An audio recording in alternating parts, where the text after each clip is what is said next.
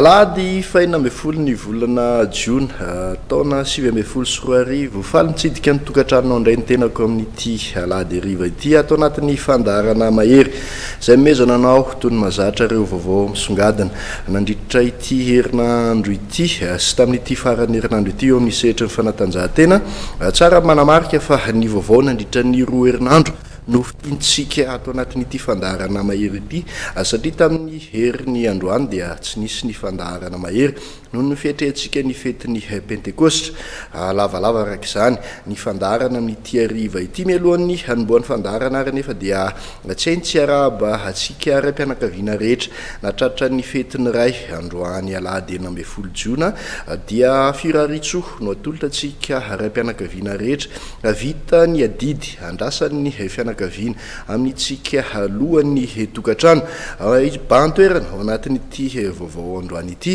miresaka makasika ny ekipam-pirenena malagasy taranja baolina kitra na ny Barea hoentintsika manokatra amin'ny fotoana ary dia niondrika tamin'isa telonoray nanoloanan'ny ekipam-pireneny Mauritanie indray ny Barea ny Madagasikara ny zoma alina teo tany Maroc nandritra ny lalao fitsapana fahatelo farany nataon'ny alohany ny andehanan'ny namonjy any Egypte hiatrika ny dingana famaranan'ny CAN 2024. Faharesena Rosia atsala ray no azo ny Barea ny Madagasikara tamin'ireo lalao ara-pirahalaina telo nataony mba ho fanomanana ny fiatrena ny CAN 2024 atao any Egypte. Ny harivan'ny zoma lasa teo dia niondrika tamin'isa telonoray nanoloana ny Mauritanie indray ny Barea ny Madagasikara tany Maroc. Ny Barea nefa nanokatra nisa tamin'ny alalan'ny Rayane ateo amin'ny apaefam-potoana voalohany dia nanjaka ny Malagasy niova kosa izany tao anatin'ny 3 minitra telo farany.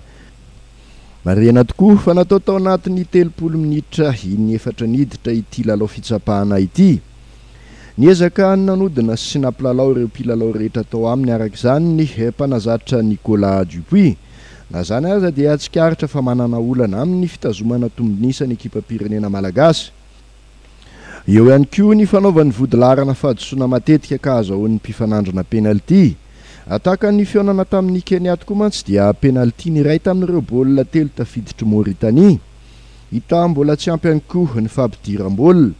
Eo ihany ny tsy fahampian'ny fifantohana izay mety vokatry ny harerahana ara-batana any amin'ny fiafaran'ny lalao ka mahatonga hatrany ny faharesena. Raha iverenana ny vokatra azon'ny Barea dia nanao atsala 3-3 tamin'ny Luxembourg ny 2 Jona, resin'ny Kenya tamin'ny sarainy ohatra ny 7 Jona ary farany dia iny resin'ny Mauritanie iny ny zoma teo. Mbola manana herinandro ny teknisianina malagasy hanarenana izay mety ho mbola ho lesika ho an'ny Barea. Ny faniriany rehetra ihany koa dia ny janonana izay aloka mainty ny faharesena sy adsala izay any amin'ny lalao fanomanana fa tsy toy any amin'ny dingana famarana ny CAN 2024 atao any Egypte manomboka ny 20 Jona.